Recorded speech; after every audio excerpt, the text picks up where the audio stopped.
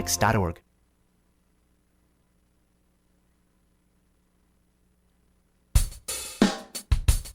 You take a seed, you plant it, you grow it, you dry it, you roll it, you smoke it, and it goes down smooth. Hey! Spanning the continent to bring you the truth about cannabis and marijuana law reform. I smoke pot and I like it a lot. The Russ Belville Show, the voice of the marijuana nation. Now, here's your host, Radical Russ Belville. Good day, tokers and tokettes and non-toking lovers of liberty. It is Friday, December 4th, 2015, and it's got to be 420 somewhere in the world. Congratulations, everyone. We made it to the weekend once again. And what a glorious day it is for me. I don't know if you were watching football last night, but what a fantastic football game last night. So happy. Go, Pack, go! Loving it, loving it. Go, Pack, go! That's right, the Green Bay Packers, my team. Ha! What an amazing finish last night after a hook and ladder play that was going to end the game and send us to 7-5 and really almost kill our best playoff hopes. There was a face mask penalty. Aaron Rodgers gets one more untimed down and a 61-yard Hail Mary touchdown pass to win the game with no time on the clock. I was jumping up and down. You can actually go to my Instagram account at Radical Russ and see just how excited I was last night. It was such a good time for me.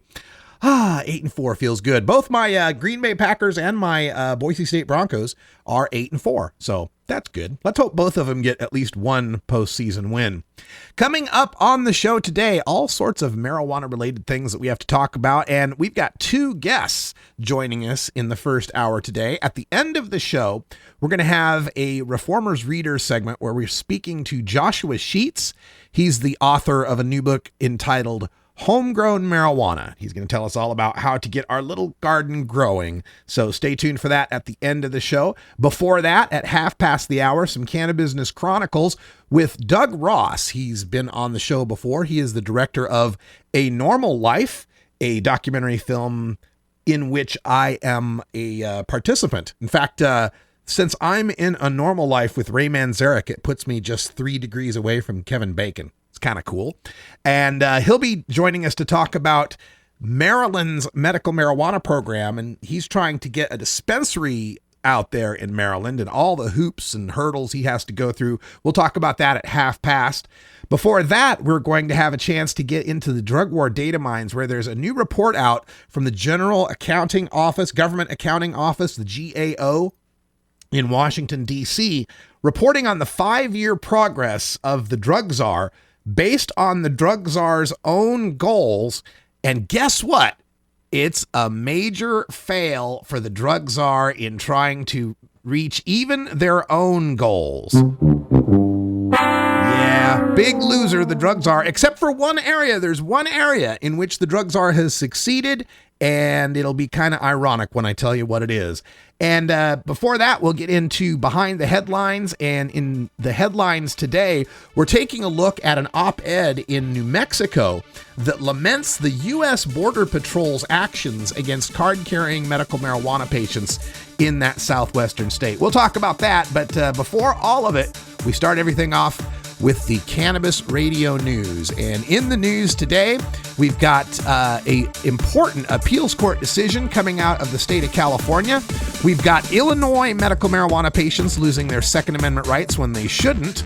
We've got Oregon's congressional delegation asking the U.S. Postal Service for clarification, a journalist in Morocco who has been jailed, and a Texas woman who's the daughter of a DEA agent. You'll never believe. This is the Russ Belville Show on CannabisRadio.com. You'll never believe what happened to her. We're back after this. The son of a Polish immigrant who grew up in a Brooklyn tenement, he went to public schools, then college, where the work of his life began, fighting injustice and inequality, speaking truth to power. He moved to Vermont, won election and praise as one of America's best mayors. In Congress, he stood up for working families and for principle, opposing the Iraq War, supporting veterans. Now he's taking on Wall Street and a corrupt political system, funded by over 1 million contributions, tackling climate change to create clean energy jobs, fighting for living wages, equal pay, and tuition-free public colleges. People are sick and tired of establishment politics, and they want real change. Bernie Sanders, husband, father, grandfather, an honest leader, building a movement with you to give us a future to believe in. I'm Bernie Sanders, and I approve this message. Ganjapreneur.com, your guide to the cannabis business world. Ganjapreneur.com is a comprehensive resource for cannabis professionals and entrepreneurs. Download the Ganjapreneur app on your smartphone or tablet to catch up on cannabis industry news, scroll through our daily job listings, and learn about successful cannabis companies, executives, and investors. Ganjapreneur.com, helping Ganjapreneurs grow.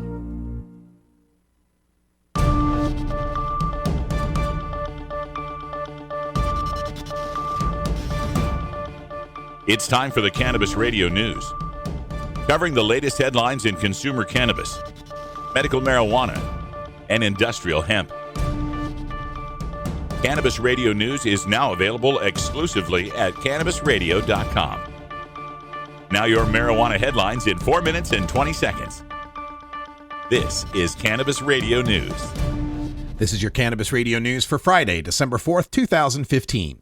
Citing state protections for marijuana cultivation, a California appeals court struck down Fresno County's criminalization of marijuana growing. Adopted in 2014 and amended this year, Fresno's law prohibits the cultivation of medical marijuana and marijuana dispensaries in all zoning districts and classifies violations of the ordinance as both public nuisances and misdemeanors. The ordinance also limits the use of medical marijuana to qualified medical patients at their homes. Given California's extensive statutory scheme addressing crimes, defenses, and immunities relating to marijuana, state Supreme Court precedent dictates that the medical marijuana program prohibits law enforcement from refusing to accept a medical marijuana identification card as protection against arrest for the possession and cultivation of specified amounts of marijuana, the court found. While the court found Fresno's misdemeanor classification preempted, it rejected the challenge to the county ban on cultivation.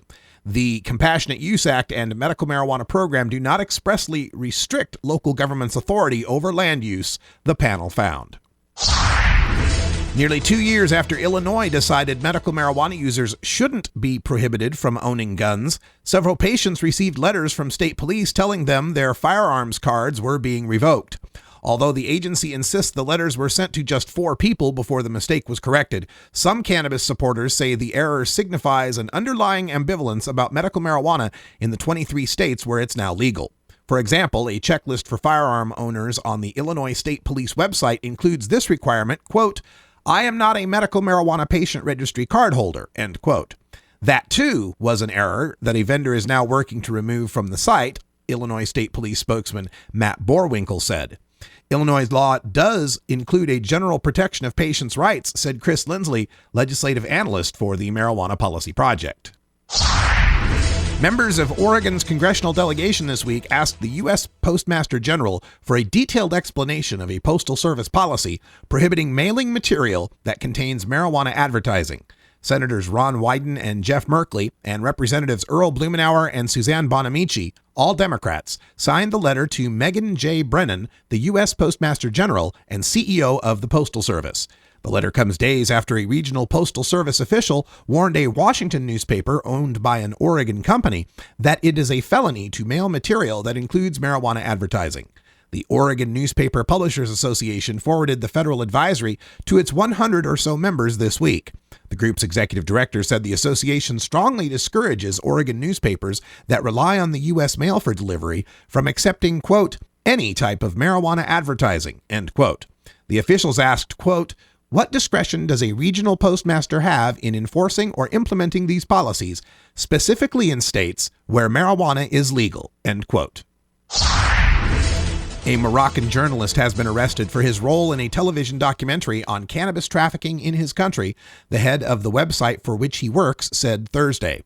Mohamed Drissi Kamili was arrested on Monday from his family home in Casablanca. Kamili had not taken part in filming or editing the documentary, but had provided figures and information for the documentary made for France's Canal Plus, which was broadcast on November 18th. The documentary unveils the alleged implication of police and the Coast Guard in the smuggling of drugs to the European continent.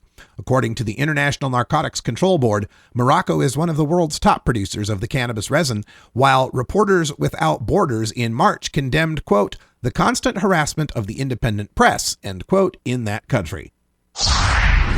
A 19-year-old Texas woman arrested on drug trafficking charges is the daughter of a Drug Enforcement Administration agent, officials said Wednesday. Police cuffed Sarah Fure on November 6 after officers said they found 31 grams of cocaine, 126 grams of high-grade marijuana, 29 ecstasy tablets, methamphetamine, and 60 doses of an LSD-like drug in her bedroom, according to the College Station Police Department. The Death and Taxes blog revealed late last month that her father, Bill Fure, serves as a DEA supervisory special agent. This has been your Cannabis Radio News for Friday, December 4th, 2015. I'm Russ Belville. Imagine life without taxes. Let New Era Certified Public Accountants, NewEraCPAs.com, handle your Cannabusiness 280E and tax strategy. Get your business prepared with New Era CPA's Cannabis Finance Bootcamp. NewEraCPAs.com, with years of experience in the industry, we are one of the nation's leading accounting firms for growers, dispensaries, and ancillary companies from Washington to California. NewEraCPAs.com. The Russ Belville Show, providing dictionaries to drug czars since 2009. Your connection to quality cannabis insurance services is spelled Kaercher.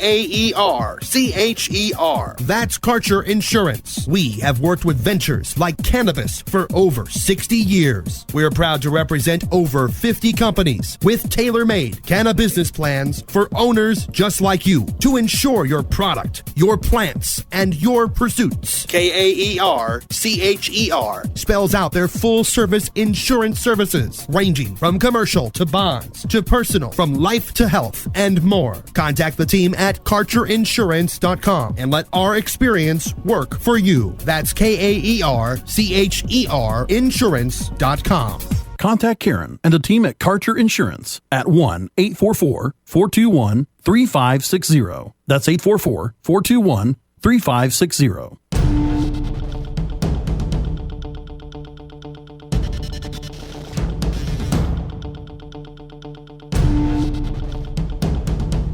Welcome back, and in Behind the Headlines today, we're taking a look at an op-ed that appeared in New Mexico. This is in the Albuquerque Journal, and it reflects a problem that we have talked about before on this show, and it is the problem of the Border Patrol that we've got here in America.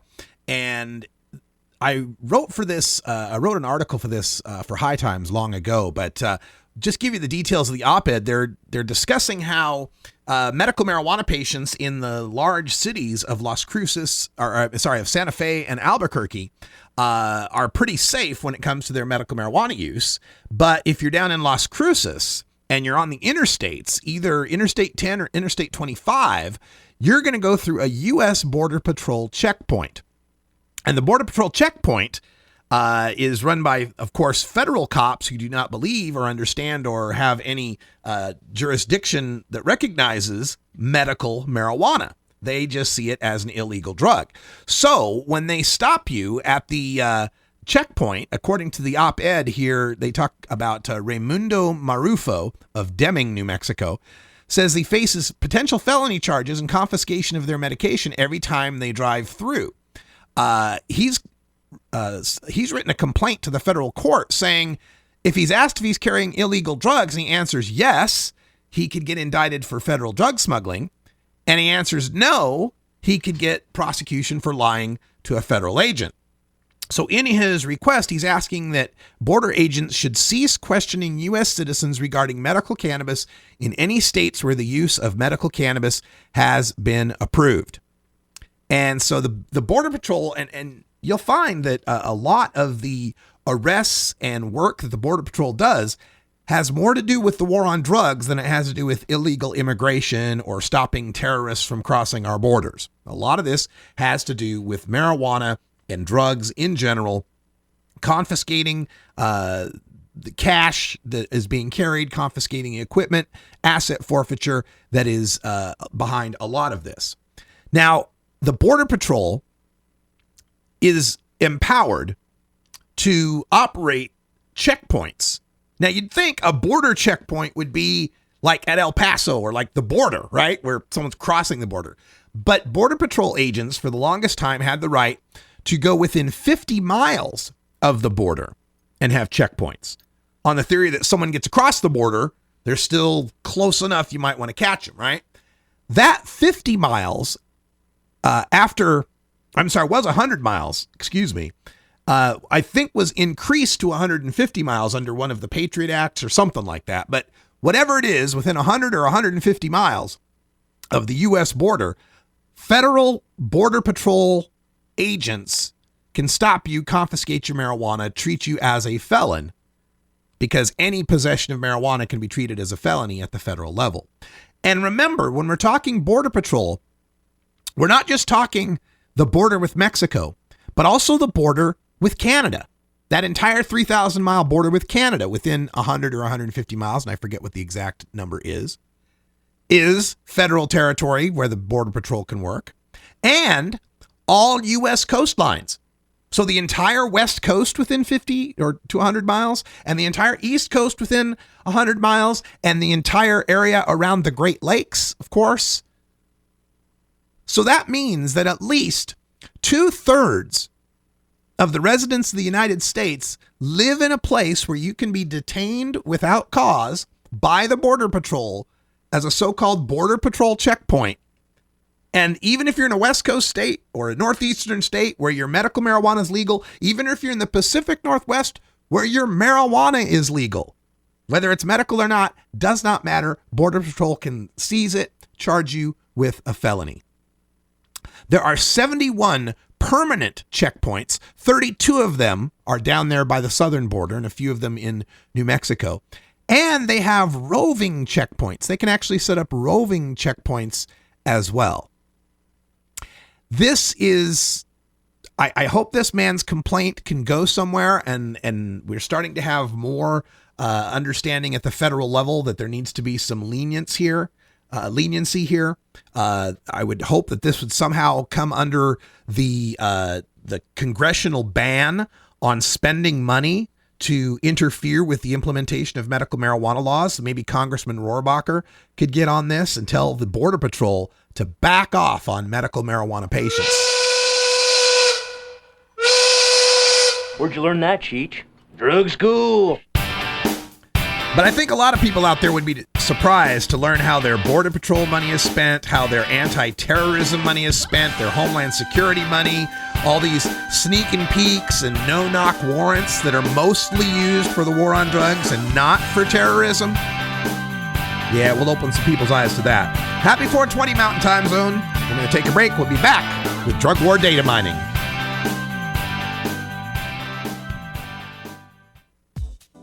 The Russ Belville Show is proudly sponsored by the Marijuana Business Association. The MJBA, called by NBC News the Cannabis Chamber of Commerce, is the fastest growing business association in the fastest growing industry in America. I've been working with the MJBA for years, and I personally invite you to join the MJBA. MJBA also publishes the popular MJ Headline News on Facebook and the MJNewsNetwork.com and Marijuana Channel 1 on YouTube. Visit mjba.net for more details.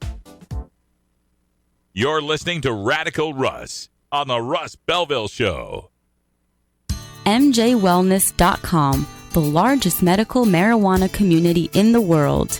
Connect with thousands of patients, doctors, industry leaders, and businesses through shared personal experiences along our worldwide network. Discover new therapies and benefits with content tailored to you. Come grow your network on MJWellness.com. You're not alone. Your wellness matters. Learn, live, and thrive. Check out MJWellness.com today.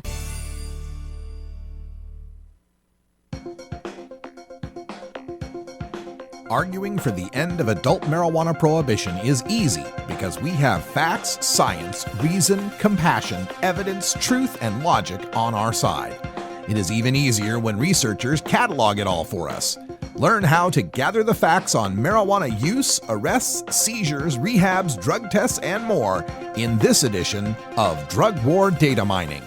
All right, for the Drug War Data Mines today, we take a look at the GAO, the Government Accountability Office, and their new report that has come out citing Office of National Drug Control Policy, lack of progress on achieving national strategy goals.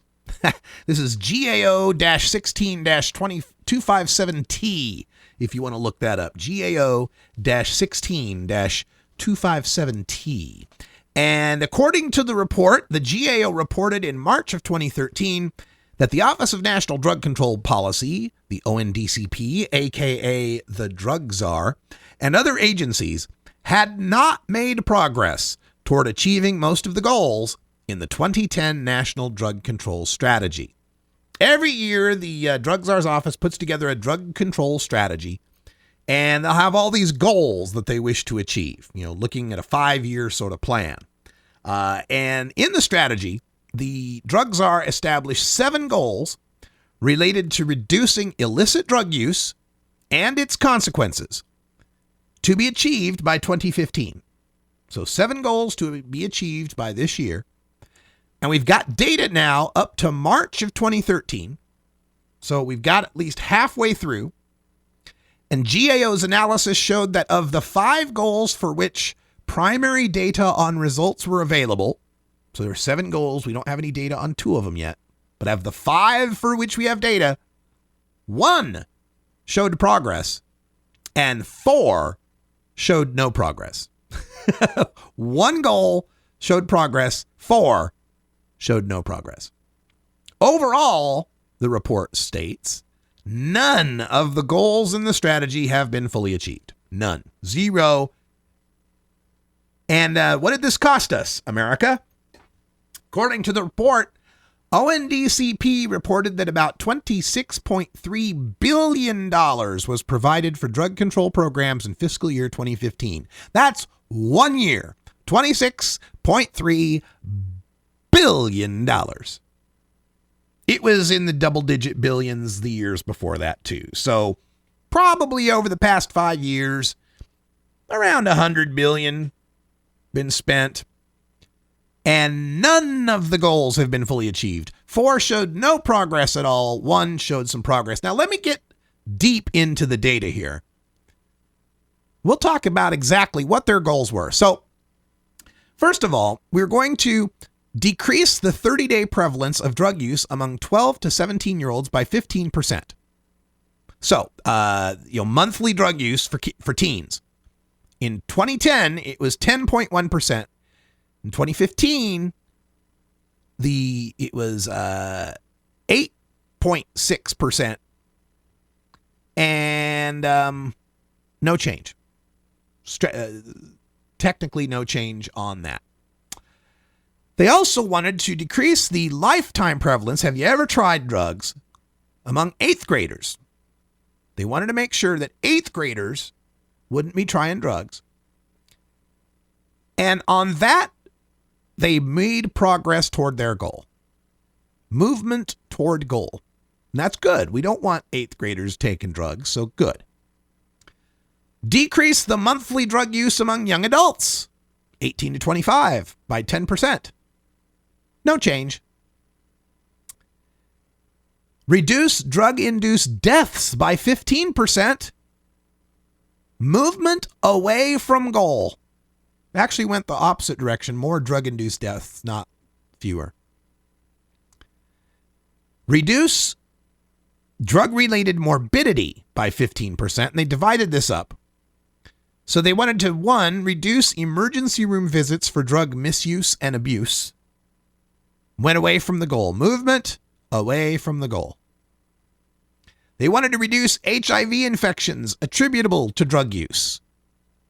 Movement away from the goal. More HIV infections, more emergency room visits for drug misuse and abuse, more drug-induced deaths, no change in monthly drug use among young adults, no change in monthly drug use among teenagers, some movement in reducing 8th graders who've ever tried drugs. Now, here's where the report gets interesting. There are only 2 items where the Office of National Drug Control Policy met their goal. And they weren't referred to in the press releases, because the press releases all talked about how the drug czar has failed on illicit drugs. But buried here in Table 1, decrease the lifetime prevalence of 8th graders who have used alcohol or tobacco by 15%. Alcohol, met goal. Tobacco, met goal. That's right, folks. The only area in drug control policy where the Office of National Drug Control Policy has met their goal are for the 2 legal drugs. By carding the kids, by having strict penalties for giving drugs to minors. What do you know? Legalization and regulation work. Why can't our drug czar's office take a look at where they've succeeded and apply those same lessons to the other drugs? It is a mystery, wrapped in a riddle, wrapped in an enigma, wrapped in a quandary, wrapped in a dilemma, wrapped in a tragedy. There's no explaining it, folks. The amazing power of marijuana is its ability to addle the brains of those who do not use it. Email me, radicalruss@gmail.com, if you want a copy of this report. I'll send a link to you. Stay tuned. We've got Doug Ross coming up next. This is the Russ Belville Show on CannabisRadio.com.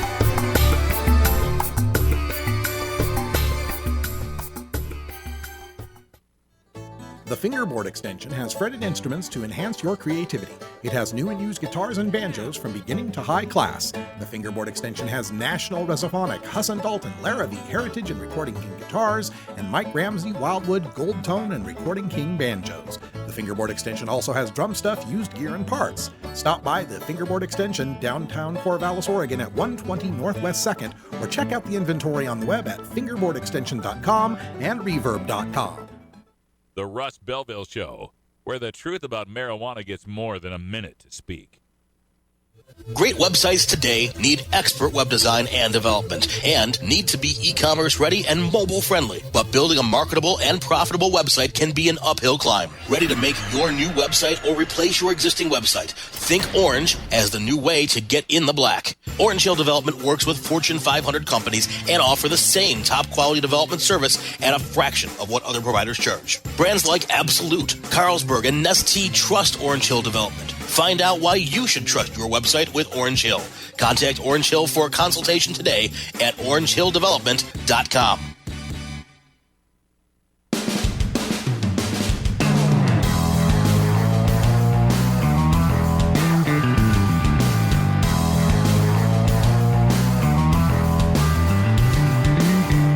Mark Twain once said that when there's a gold rush, it's a good time to be in the pick and shovel business. Today, we look at the rapidly evolving markets in the marijuana green rush in our Cannabusiness Chronicles. Welcome back, everybody. 31 after the hour. Time for us to talk to a friend of the show we haven't talked to in a little while. It's Doug Ross on the line. Doug, how you doing? Hey, Russ, it's Doug. I'm great. We're down in the D.C. area, actually in Maryland. That's right, out there. And we recently had the applications all sent in for the first time ever. Maryland will have medical marijuana. Yeah, that's fascinating to me, because last time we spoke to you in your capacity as director, filmmaker, with the movie A Normal Life. Just so we can fill people in on that, how did the movie do? Did you get any more response from it? We got a huge response. We worked with NORML in the D.C., the main organization, and from there we spread the films to all the different chapters, as many as we could. We also put it on their NORML website, so anytime anybody watched it while it was streaming or even downloaded it, the money went to NORML's organization. We donated that to them to help their organization keep going strong.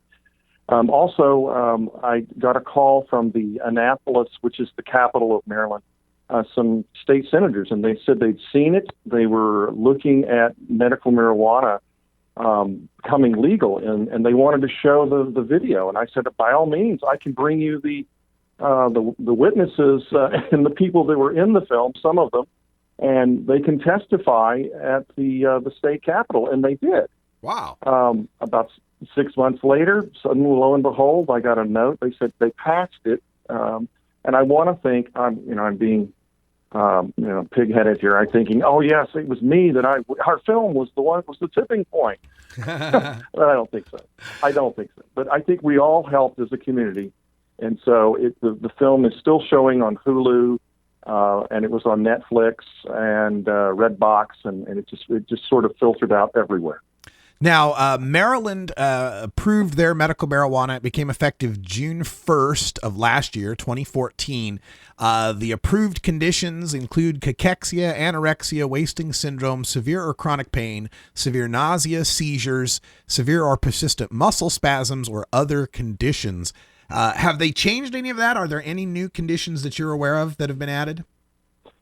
Not that I know of. They haven't added anything new. In fact, this past June of this year, they did the regs and regulations and the rules, and we looked very closely to see if anything had added. They had not added any more ailments that were known at this point. But I don't think it's the book is closed on that. With that, they gave everybody notice that there were going to be applications present for anybody that wanted to be a grower, a processor, or a dispensary owner. Mm-hmm. And they said it was going to come out sometime around the first week of September. So basically everybody was looking at this, 900-page, whatever it was, and trying to figure out what do they want to know on these applications. Mm-hmm. And so we waited and we waited and waited, and the things never appeared until the last few days of September. And everybody looked at this and they were stunned that none of the questions were really, anything you could have gleaned out of the regulations and the rules. There was a lot of hypothetical questions and things, and it was kind of shocking. Huh. But we were prepared. Everybody that knew that they were going to try to go sideways on this thing, because it's their first time, and Maryland's never had this in the state, not like you guys in Oregon and California, or even Colorado. And so, but the problem was that they didn't close they closed the date at the same time. So we now, instead of 2 months, you had less than 5 weeks to create the application and apply on time, on the deadline. Now, what was the deadline? It was the, now that you said the 7th of November. Okay. And so basically we had very, very little time. No, excuse me, not the 7th of November. It was the 28th. So the point being is that the time was really short, and so we were really struggling to try to get everything answered on time. Yeah. And they were applying these different percentages of the question. They gave it points, in other words. So if you didn't answer one question, they'd shade it a little more points, higher or lower, depending on what you were doing. It was a very oddball way of doing it. Okay, so you were applying for one of these dispensary licenses, right? Correct. Right. Now, do you know how many of the producer, processor, and dispensary licenses they're going to give out? Yes, there are 94 dispensaries in all of they're using the different senatorial districts, the Senate districts. And so there's about 42, and you're going to have 2 per district. Okay, so 94, and according to a press release here from the Medical Cannabis Commission there, November 12th, they said there were 705 applications for those 94 dispensary licenses, and you're one of those applicants. Right, and the others were for growers and processors. Gotcha. And the total was over 900. Okay. Totally. Wow. So you got about a 1 in 7, 1 in 8 chance of succeeding here, but like you said, there's a point system going on here, and have you found any problems with that? Does it seem fair? Well, the point system, I wasn't bothered by that at all.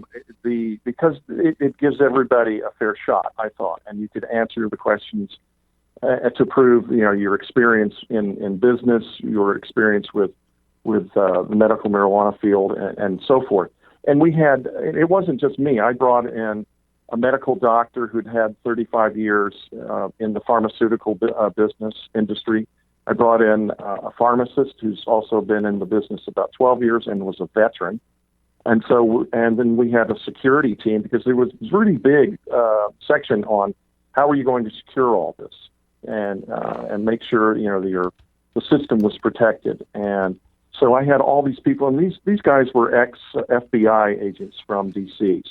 And all these people are from Maryland. So that's another point I was trying to get at, is that my team was all Maryland raised and worked, and so we were trying to make a community dispensary that does work toward veterans. That was one of our big ideas, because that's what we've been doing for years. I've been down in D.C. working at the Walter Reed as a volunteer, and worked with all different groups in the Virginia, Maryland, D.C. area. But back to the marijuana thing, is that we had a team and we showed that we were Maryland people. Now, one thing that was odd is that there's other groups that we were meeting. The Maryland, Baltimore Women's Grow group, which is up from Baltimore, but they're not necessarily there. They would have meetings all over the state, and different people would show up, processors, growers, dispensary people that are all applying, and we were all comparing notes and things. We started noticing that the scuttlebutt, or the rumor, was that there were all these people coming across the D.C. border and from Colorado that were coming in and putting money in every senatorial district. This was out-of-state money, corporations, big-time groups that already had businesses in the Midwest and in the West, and they were using a proxy because you have to be a Maryland resident, of course. Sure. And so if you look at the list of 900, you see the same names in every district. So they were spending, $1,000 for each dispensary. It's $90,000, right? Right. And so we were a little, taken back, and we're like, well, wait a minute. And we would find out who these groups were.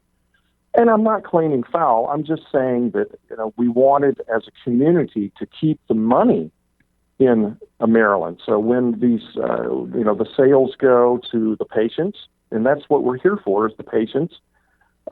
This money is going to be trucked out, daily in boxcars, in armored cars toward Colorado, whereas we wanted to keep the money here to help the community. That was part of the whole idea, was not only to give needed medicine to veterans and to citizens here, but the rewards would be to put the money back into the community.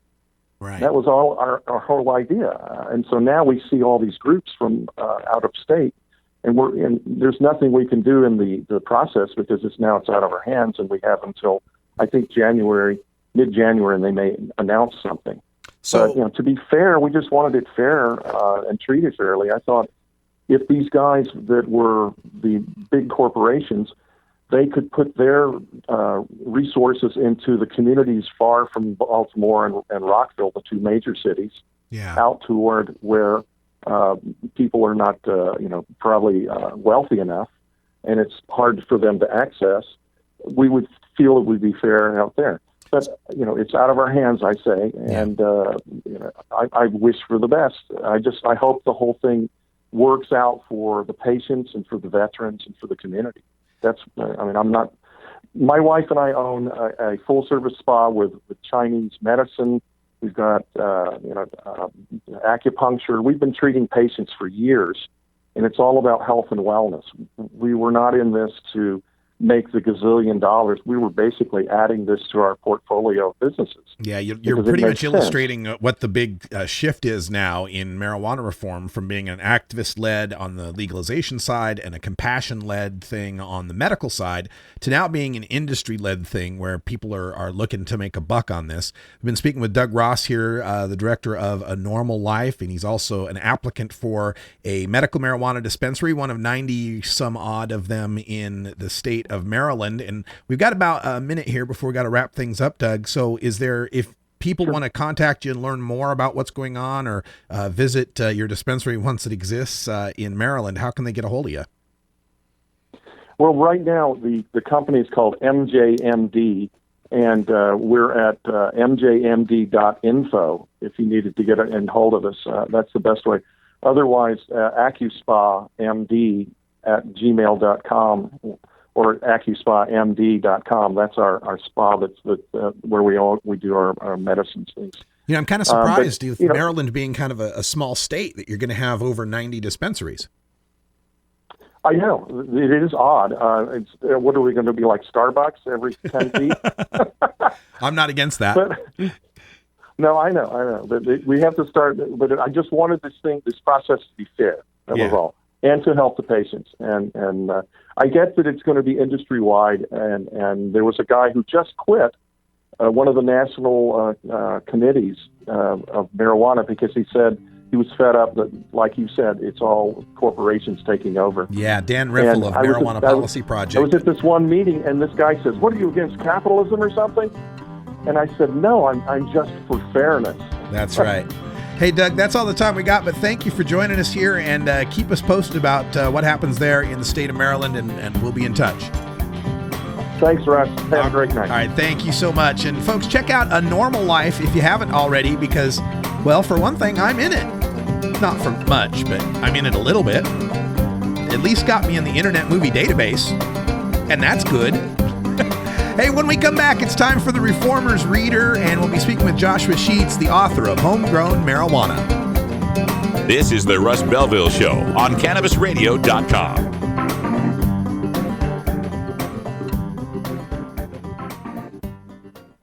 You know Herb Thrasher from the Herb Thrasher Flower Hour. Now get ready for Herb Age Designs for the proud cannabis consumer. Herb Age Designs, lifestyle gear for the 420 friendly. Herb Age Designs, we've got Frisbee golf discs and durable hemp gear. Herb Age Designs, we've got shot glasses, drinking glasses, coffee mugs, and beer cozies. Check us out on Facebook and online at herbagedesigns.com. And follow Herb Age and Herb Thrasher on Twitter. The Russ Belville Show on CannabisRadio.com, the national wildlife refuge for marijuana unicorns. Dr. Dabber, hurry! Its temperature is shooting past 1,000 degrees Fahrenheit. It's burning up. I'm afraid for this little guy, it's just too late. What caused the problem? Only Dr. Dabber can maintain the perfect temperature for a smooth-tasting, slower burn. This standard vaporizer lost all of its health benefits, sending it up in smoke. So you're telling me that most vapor pens burn so hot they produce smoke, not vapor? Correct. Keep away from those standard vaporizer pens and turn to Dr. Dabber. Doctor's orders. Less heat, more flavor.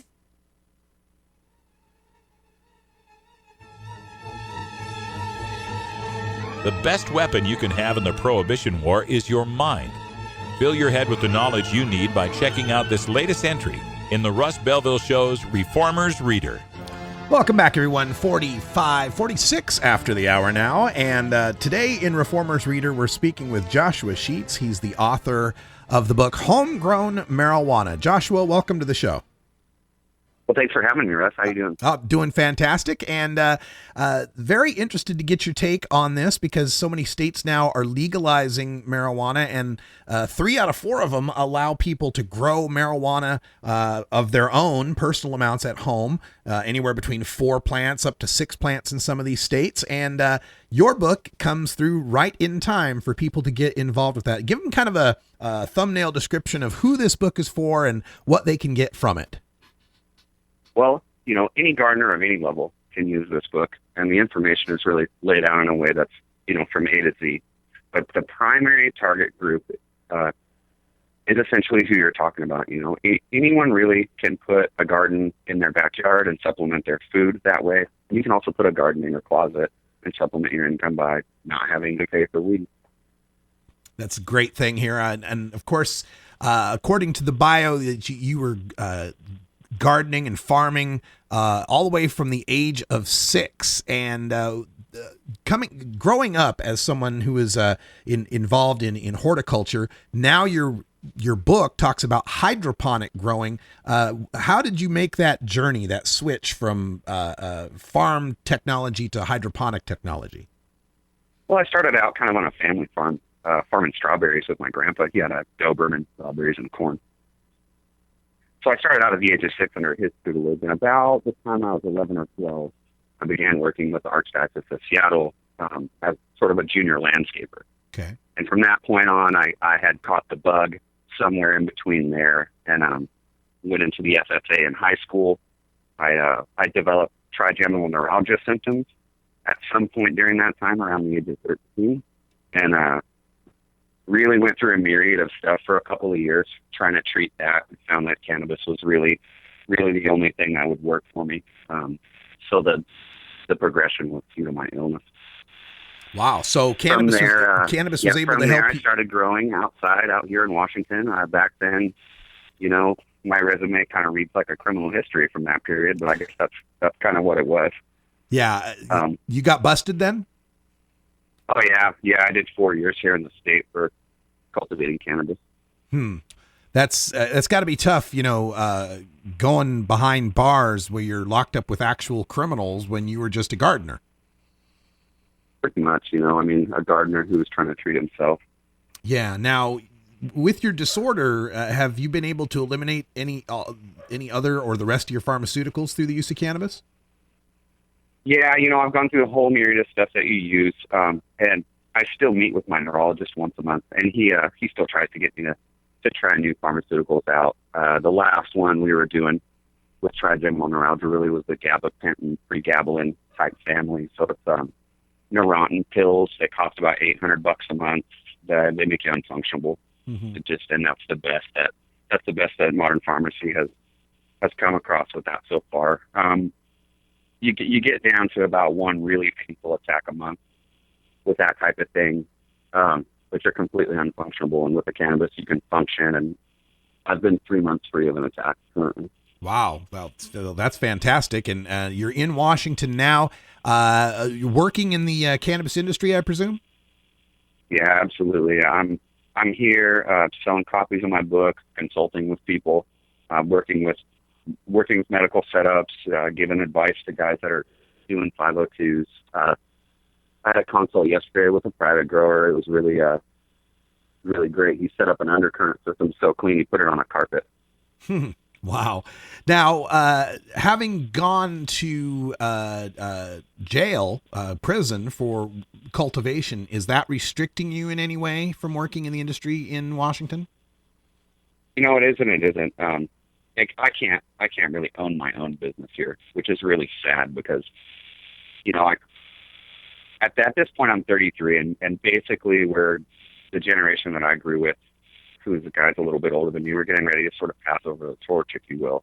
And it's the torch of here's these genes we're giving you, here's these techniques, here's the stuff that we're doing down here, person to person. Now, we live in a day and age now where you can learn just about anything off of YouTube.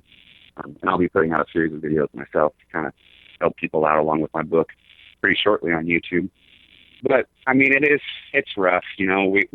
I sit around or I meet with a lot of older guys, and pretty much everybody that's a grower in their 40s, 30s, 40s, 50s has some sort of a charge.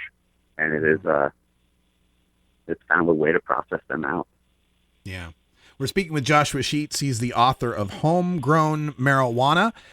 Create a hydroponic growing system in your own home. It's available on Cool Springs Press. You can also get it downloaded through Amazon. Are any other outlets people can get the book? From Amazon, from Quarto Home, the website of the publisher. From my personal website has some links as well. I'm sorry, what was your website? My personal website? Let me pull that up for you real quick. we're just in the middle of setting a lot of stuff up. Well, that's good to hear. Great looking book, Homegrown Marijuana, big full color pictures and easy to read and understand for the beginning grower. It's definitely something I would recommend. Got the website? Yeah, I'm pulling it up here real quick. Okay. The author is Joshua Sheets. The book is Homegrown Marijuana.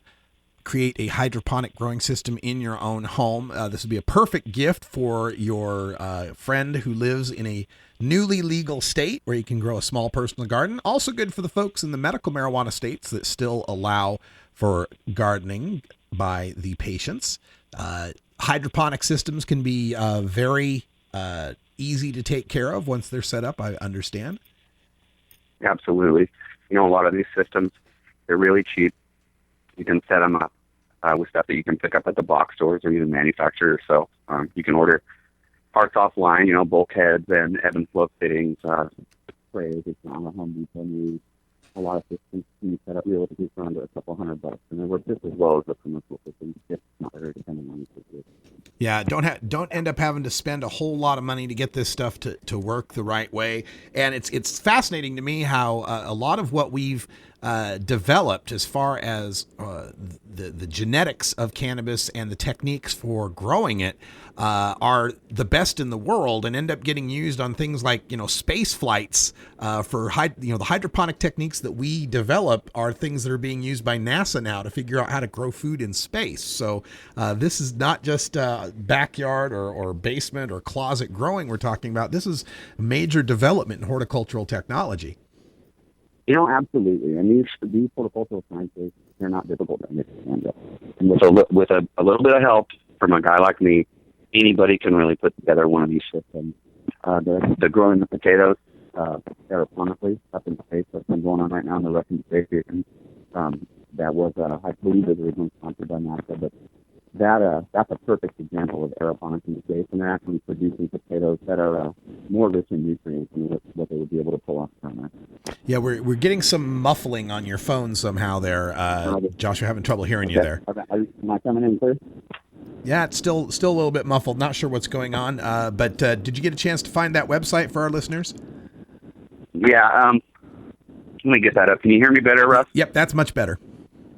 All right. What I was saying is that that NASA project, they've actually been able to put out some potatoes that are really high in nutrient, probably higher than what they'd be able to do here on Earth. And it's really easy for someone at home to pick up on these techniques with a little bit of assistance and just go through and set up growth in their closet that, it doesn't have to be a conventional soil garden. You can really go to the next level pretty cheaply and easily with a little bit of help. Now, when you're setting up hydroponic gardens, does it make much difference whether the state is allowing a certain number of plants versus a certain plant canopy space? Does that really translate well to hydroponics? Those are concerns. Those are concerns that any gardener is going to have. But pretty much no. I mean, because we separate vegetation and flowering a lot of times, especially with these micro growths, you can vegetate the plants to the size that you need them, or you can vegetate, if you're allowed to have 6, but there's no limit on canopy space, you can pretty much do whatever you want there. And then if you're allowed to have a certain canopy space, you can grow a bunch of plants then quickly and short your veg period. I mean, there's a lot of wiggle room with horticultural techniques in that regard. But it doesn't make a difference as to how easy it is to take care of or how the initial setup goes? Producing more plants it's going to cost you a little bit, a little bit more for pucks and a little bit more for time and whatnot. The producing larger plants has its concerns as well. It's going to cost you a little more for light. You're going to have a longer veg period. You're going to be waiting a little longer. It's kind of 6 in one hand, half a dozen in the other as far as that goes. I think realistically the science applied appropriately to either scenario can get you where you want to go. Now, as far as the yield, the output of the plants, I've talked to people that say they can taste a difference between something grown in soil versus something grown hydroponically. Do you subscribe to that notion? Do you think there's much difference in the actual output of the plant? That's a difficult question, Russ. But realistically, there's a lot of variables there. Flushes are pretty important in the final part of cannabis in the preparation before consumption, the final stage of flowering. The hydroponic and organic system, basically with your hydroponic system, you have a lot of salt-based nutrients unless you're running full organics. And even if you're running full organics, the principle is kind of constant delivery or delivery on demand. With organics, it's more the nutrients are kind of locked up sort of in like salt lick forms, if you will, and they deposit themselves. Even nitrogen, even some of your more faster moving compounds in the soil will sort of time release themselves, if you will, within the medium. So there's that going on. Right on. All right. So, again, the book is Homegrown Marijuana. Author is Joshua Sheets. You can pick the book up on Amazon and other fine book retailers. And Joshua... Yeah, I'm sorry, Russ. It's available in Barnes & Nobles and a lot of other outlets coming out soon. So yeah. Now, do you ever make appearances at any of the events around Washington, Pacific Northwest, or West Coast for people to meet you, book signings, things like that? I've started to move around, and I've started to move around and do some events out here. I got out to a Dab Stars party last month. I'm planning on being at HempFest this next year. I'll probably be doing some book signings locally in the Olympia, Tacoma, Seattle area. I think I'll be speaking at Mother Earth News this spring down in Oregon, somewhere near you. Right on. Well, I hope we run into you at one of these events sometime and get a chance to meet. And good luck with everything as far as the book goes. And do you plan on releasing a sequel? Yeah, actually, I'm just beginning to pen the sequel right now, and it'll be the title still in the works, but essentially it'll be a book about how to do the same thing in your backyard. Right on. All right. Well, we're looking forward to that. Probably backyard marijuana or something like that. Yeah, and I want to see the documentary video. Well, thank you so much, Joshua Sheets, author of Homegrown Marijuana, a guide to creating your own hydroponic grow. Nice small grows for those of you in the legal states or the medical states.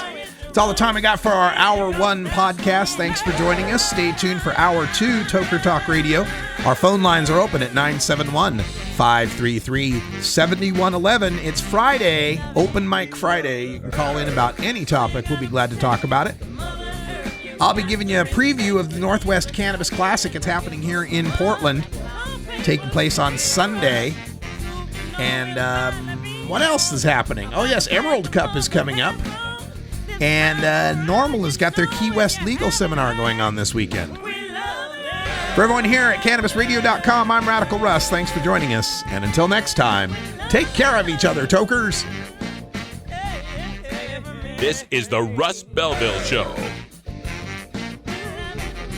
The Russ Belville Show is blogging and podcasting daily at RadicalRuss.com. You grow it, you dry it, you roll it, you smoke it. You take a seed, you plant it, you grow it, you dry it, you roll it, you smoke it. You take a seed, you plant it, you grow it, you dry it, you roll it, you smoke it.